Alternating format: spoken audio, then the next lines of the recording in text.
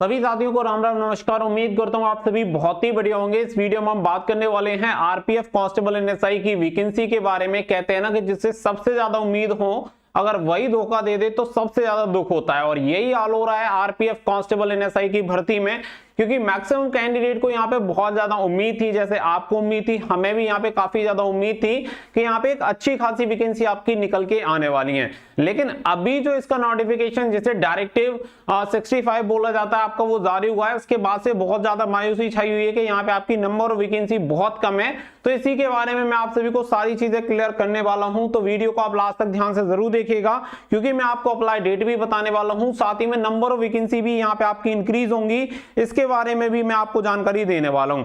तो वीडियो को आप अंत तक जरूर देखें, और वीडियो पसंद आए तो प्लीज वीडियो को लाइक शेयर करके चैनल को सब्सक्राइब जरूर कर लें और बेल आइकन पर प्रेस कर लें, ताकि फ्यूचर में आने वाली हर एक जॉब अपडेट का नोटिफिकेशन आपको सबसे पहले मिलता रहे।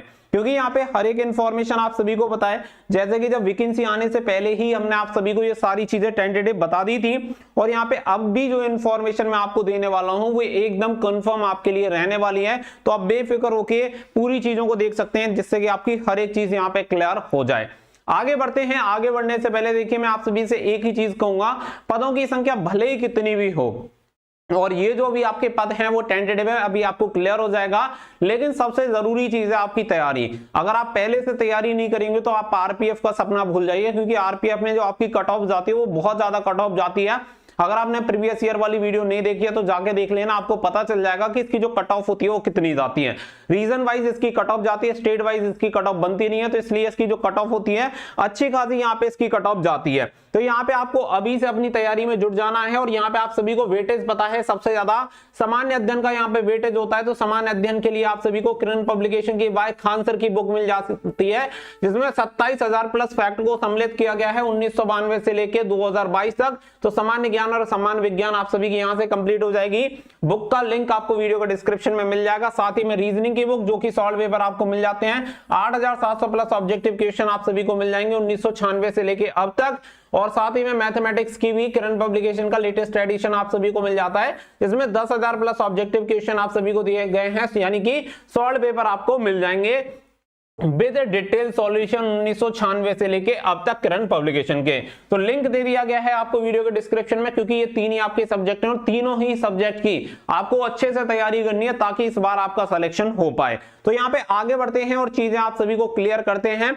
तो पहली जो पॉइंट है यहाँ पे तैयारी, वो आपको सबसे ज्यादा बेसिस इसका ध्यान रखना है। बाकी की जो भी चीज बदलें, लेकिन तैयारी आपकी हर हाल में बढ़िया होनी चाहिए। अब अगर हम यहाँ पे बात करें तो देखिए, ये आपका जो नोटिस जारी हुआ है, इस नोटिफिकेशन को लेके ये भी नोटिस हमने सबसे पहले आपको प्रोवाइड करा दिया था, और इवन अपनी वेबसाइट के थ्रू तो आपको बहुत ही पहले ये नोटिस मिल गया था। ये नोटिस आप सभी को बता दें कि 10 अक्टूबर को एक नोटिस जारी हुआ था। उस नोटिस में एक मीटिंग हुई थी कि आपकी जो भर्ती होगी उस भर्ती को कौन कंप्लीट करवाएगा। तो इसके बाद इस पर यह डिसीजन हुआ, और ये डिसीजन होने के बाद ये पूरा जो आपके सामने डायरेक्टिव 65, 62 है, ये यहाँ पे आपके सामने आ गया डायरेक्टिव 65। तो यहाँ पे आप देख सकते हैं कि please find includes here with A copy of directive number 65 issue by the DG RPF regarding procedure for recruitment of sub inspector executive and the constable executive in RPF RSF which is self explanatory। तो यहाँ पे आप सभी को बता दें कि देखो, फर्स्ट फेज होना है सीबीटी एग्जामिनेशन, और सीबीटी एग्जामिनेशन ऑनलाइन का प्रोसेस, ये सारा प्रोसेस जो कंप्लीट होगा वो होगा आरआरबी के द्वारा। और जब आरआरबी के द्वारा कंप्लीट होगा तो यहाँ पे पहला जो फेज है वो आरपीएफ का, इसमें कुछ भी रोल नहीं है, इसीलिए आरपीएफ के द्वारा या डायरेक्टिव 65 इनकी तरफ से प्रोवाइड करा दिया आरआरबी को कि एट प्रेजेंट टाइम हमारे पास ये कंडीशन है, इसके अकॉर्डिंग आपको भर्ती करवानी है। बाकी का एप्लीकेशन फीस आप क्या लेंगे, ऑनलाइन कब से करेंगे, वो आपकी हेडक है। हमारी तरफ से ये सारी चीजें ये रही, आप इसके अकॉर्डिंग आप भर्ती कंप्लीट करवाइए। अब इसके अकॉर्डिंग हुआ क्या कि यहाँ पे अगर आप देखेंगे तो यहाँ पे इन्होंने वैकेंसी की संख्या भी बता दी। तो यहाँ पे वैकेंसी की संख्या देखो, तो यहाँ पे इन्होंने क्लियर बोला हुआ है, note the current round of recruitment is being done for filling up vacancies 2000 in the rank of constable and vacancies 250 in the rank of sub inspector in RPF और RPSF। तो यहाँ पे आपको बता दें कि यहाँ पे जो करंट राउंड है, यानी एट प्रेजेंट टाइम जो आपकी जो वैकेंसीज वेकेंट हैं, जो आपकी वैकेंसी खाली है उन सभी वैकेंसी का डेटा यहाँ पे आरपीएफ एंड जो आपकी आरपीएफ है इनकी तरफ से डीजी ने क्या किया, आरआरबी रिक्रूटमेंट सेल को दे दिया कि आप इनके लिए नोटिफिकेशन रिलीज कीजिए। लेकिन जब तक आप रिक्रूटमेंट नोटिफिकेशन रिलीज करेंगे हमारे पास जितनी पोस्ट यहाँ पे वेकेंट होंगी उन सभी पोस्ट को उसमें ऐड कर दिया जाएगा। और डेफिनेटली मैं आप सभी को बता रहा हूं कि जो पदों की संख्या अभी आपको रिसेंटली कितनी दिख रही है, रिसेंटली यहाँ पे 2000 प्लस आपकी 250, ये संख्या यहाँ पे कुल 2250 दिख रही है कांस्टेबल एंड एसआई को मिला के।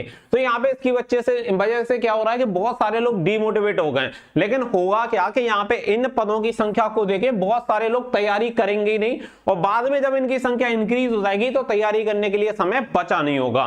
तो यही चीज यहाँ पे होने वाली है। अगर आप अपने आप को वेल प्रिपेयर रखते हैं पहले से ही कि यहाँ पे आपकी वैकेंसी की संख्या इंक्रीज हो सकती है और इस इंटेंशन के साथ अगर आप तैयारी करेंगे तो आप ये मान के चलिएगा कि नौकरी आपको आरपीएफ कांस्टेबल में या एसआई में जरूर से मिल जाएगी, क्योंकि यहाँ पे बहुत सारी चीजें बदलेंगी। तो इसीलिए आप सभी को ये जो वैकेंसी वाला क्लॉज है अभी के लिए यहाँ पे खत्म कर देना है कि 2000 वैकेंसी है या 250 यहाँ पे वैकेंसी है, जितनी वैकेंसी हैं हमें उस वैकेंसी के साथ क्या करनी है, तैयारी करनी है। बाकी का आगे जो होगा वो मैं आपको बता रहा हूं कि आगे आप भी देखेंगे हम भी देखेंगे। यहाँ पे आपके जो पदों की संख्या होगी वो क्या होगी, इंक्रीज हो जाएगी। और ये पदों की संख्या देखो मैं ज्यादा नहीं बोल रहा हूँ, 12-13 हजार की जो एक्सपेक्टेशन थी और जो डिटेल्स निकल के आ रही थी उसके अकॉर्डिंग मैंने आपको बताई। अगर आप देखेंगे तो एक भी चीज गलत नहीं निकली है। जो मैंने टेंटेटिव डेट आपको जनवरी में दी थी, जनवरी में आपके सामने सारी चीजें निकल के आ चुकी हैं, तो कोई भी गलत इंफॉर्मेशन नहीं है। और अभी के अकॉर्डिंग मैं आप सभी को बता रहा हूं कि ये संख्या अभी आपकी 6 से 7 हजार के समथिंग यहाँ पे पहुंच जाएगी पदों की संख्या। बाकी का इससे ज्यादा भी वैकेंसी हो सकती है, लेकिन जो डिटेल निकल के आ रही है उसके अकॉर्डिंग लगभग आपके पदों की संख्या इतनी रहेगी। तो बाकी का फिर आपके ऊपर डिपेंड करता है कि भाई आपको 20,000 वैकेंसी चाहिए या 25,000 वैकेंसी चाहिए।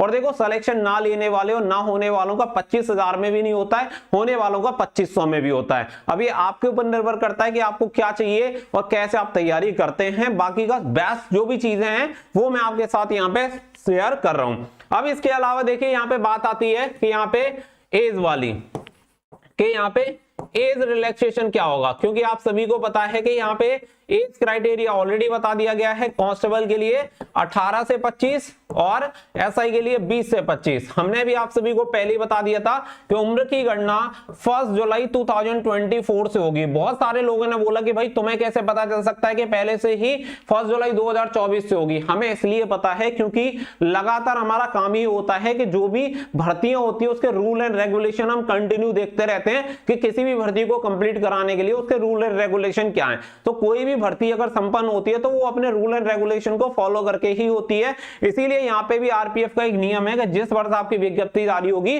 उस वर्ष से 1 जुलाई 1 जुलाई से आपकी उम्र की गणना होगी। तो नोटिफिकेशन जिस वर्ष आपका रिलीज होगा 2024 में नोटिफिकेशन रिलीज हो रहा है तो 1 जुलाई 2024 से आपका एज काउंट किया जाएगा। तो यहाँ पे ये हो गई कांस्टेबल, ये हो गई एसआई। अब इसके अलावा यहाँ पे बच्चे अटके हैं एज रिलैक्सेशन, क्योंकि सभी जानते हैं कि भाई कोविड-19 की वजह से बहुत ज्यादा टाइम यहाँ पे वेस्ट हुआ है और बहुत लंबे समय के बाद ये वैकेंसी आ रही है। तो आप इतना मान के चलिएगा कि यहाँ पे आपको 2 से 3 ईयर का रिलैक्सेशन देखने के लिए मिल सकता है और जल्दी ये आपको सारी चीजें ऑफिशियली देखने के लिए मिल जाएंगी। क्योंकि ये डायरेक्टिव जो 65 है इसमें आपको एज रिलैक्सेशन के अकॉर्डिंग कुछ भी देखने के लिए नहीं मिलेगा। वो रेल मंत्रालय के डिसीजन के अकॉर्डिंग जब आपका आरआरबी डिटेल नोटिफिकेशन रिलीज करेगा तो उसमें ये वाला क्लॉज आपको देखने के लिए मिल जाएगा। तो पॉइंट नंबर 2 हो गया आपका यहाँ पे क्लियर। इसके अलावा फिर बात आती है कि यहाँ पे ऑनलाइन कब से होना स्टार्ट हो जाएगा, ऑनलाइन अप्लाई डेट क्या होगी। ठीक है, अब तक कोई जानकारी गलत नहीं दी है तो आप सभी को मैं यहाँ पे क्लियर कर रहा हूं कि लगभग आप मान के चलिएगा 20 जनवरी 2024 के अप्रॉक्स आपके ऑनलाइन एप्लीकेशन फॉर्म होना स्टार्ट हो जाएंगे। क्योंकि देखो भर्ती मैंने पहले ही कहा था सबसे मेन चीज है, सबसे मेन चीज क्या है, लोकसभा इलेक्शन। लोकसभा इलेक्शन से पहले ये सभी वैकेंसी निकलेंगी तो फरवरी से पहले बहुत सारी वैकेंसीज आपकी ऑलरेडी आउट हो चुकी होंगी। इसी तरीके से इसका भी नोटिफिकेशन जारी हो जाएगा आचार संहिता लगने से पहले, क्योंकि देखो डिपार्टमेंट को सारी चीजें पता होंगी कि आचार संहिता कब लगने वाली है, तो उससे पहले ही इसका नोटिफिकेशन रिलीज हो जाएगा। तो लगभग आप मान सकते हैं कि 20 जनवरी के अप्रॉक्स इसका नोटिफिकेशन रिलीज होके इसके लिए ऑनलाइन एप्लीकेशन फॉर्म स्टार्ट हो जाएंगे। और लग रहा है कि इसके जो एग्जामिनेशन होगा वो थोड़ा आगे पीछे हो सकता है, लेकिन यहाँ पे आपको वेल प्रिपेयर रहना है। रिटन एग्जामिनेशन पहले होगा और रिटन एग्जामिनेशन का हाल आप सभी जानते हैं कि इसकी कट ऑफ कितनी जाती है। सभी यार वीडियो को लाइक शेयर कर दीजिए, हर एक इंफॉर्मेशन आपको सबसे पहले मैं प्रोवाइड कराता हूं। कुछ कह रहे हैं कोई बात नहीं, 20 जनवरी गलत है। तो इससे पहले जब मैंने ये बोला था कि आपकी उम्र की गणना 1 जुलाई 2024 को होगी, इससे पहले ये चीज भी गलत थी। जब मैंने बोला था कि नोटिफिकेशन लगभग जनवरी में आपका आ जाएगा, तो वो चीज भी गलत थी। ऐसा होता है कि कोई चीज आने से पहले जब आपको बता दी जाती है तो वो गलत ही होती है। दिक्कत यही है कि कोई भी रिस्पॉन्सिबिलिटी लेना नहीं चाहता, किसी को भी सुनने में क्या मजा आएगा, लेकिन हम रिस्पॉन्सिबिलिटी लेते हैं क्योंकि हम चाहते हैं कि आप पहले से उसके लिए तैयार रहें, क्योंकि इतना समय आपके एग्जामिनेशन के लिए अब नहीं मिलता है। तुरंत से आपका एग्जामिनेशन हो जाता है और फिर इसी की वजह से सिलेक्शन नहीं हो पाता।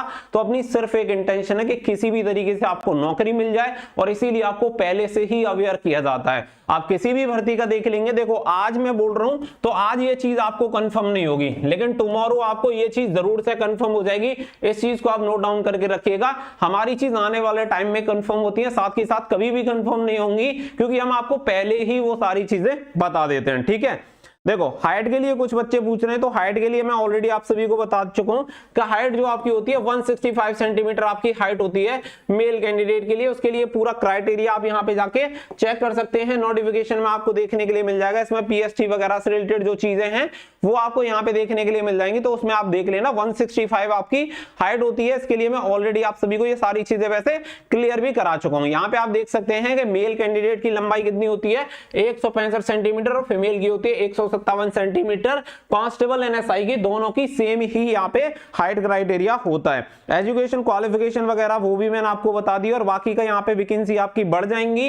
रनिंग जो होती है, रनिंग आपकी 1600 मीटर की रनिंग होती है मेल कैंडिडेट के लिए। कांस्टेबल के लिए 5 मिनट 45 सेकंड में ये रनिंग कंप्लीट करनी होती है। अगर आप यहाँ पे जाते हैं एसआई के लिए तो 1600 मीटर की रनिंग के लिए 6 मिनट 30 सेकंड का समय आपको दिया जाता है। तो इसके अकॉर्डिंग आपकी जो रनिंग होती है वो आपको यहाँ पे कंप्लीट करनी होती है। नोटिफिकेशन में ये सारी चीजें दी हुई हैं, आप एक बार अगर चेक करेंगे तो आपको हर एक चीज देखने के लिए मिल जाएगी, जिसका लिंक मैं आपको वीडियो के डिस्क्रिप्शन में दे दे रहा हूं। वहां से जाके आप चेक कर लेना, ईच एंड एवरीथिंग आपको वहां पे देखने के लिए मिल जाएगा। यहाँ पे आप देख सकते हैं ये एसआई का आप सभी को दिया हुआ है 6 मिनट 30 सेकंड में, कांस्टेबल का 5 मिनट 45 सेकंड में, फीमेल कैंडिडेट के लिए 800 मीटर की रनिंग 4 मिनट में और 3 मिनट 40 सेकंड में फीमेल कैंडिडेट को यहाँ पे एसआई कांस्टेबल के लिए सारी चीजें दे रखी हैं। आई होप हर एक चीज आपको क्लियर होगी।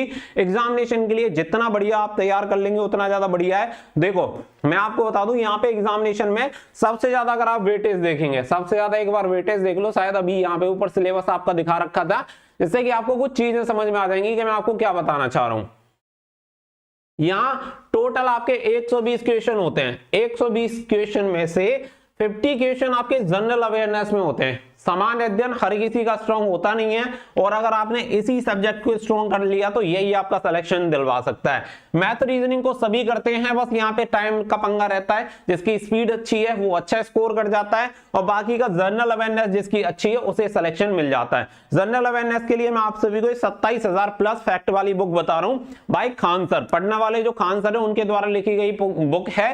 किरण पब्लिकेशन की लिंक आपको वीडियो के डिस्क्रिप्शन में मिल जाएगा, तो अभी से जाके इस बुक में लग जाओ और अपनी तैयारी जितनी बेहतर हो सकती है उतनी बेहतर करिए। बाकी का हर एक इंफॉर्मेशन मैं आपको टाइम टू टाइम प्रोवाइड कराता रहूंगा। फिलहाल के लिए बस इतना ही। आप टेलीग्राम से कनेक्टेड रहिएगा और चैनल को भी सब्सक्राइब कर लेना, ताकि फ्यूचर में हर एक जानकारी आप सभी तक पहुंच पाए। मिलेंगे नेक्स्ट वीडियो में, so thank you for watching. जय हिंद, जय भारत।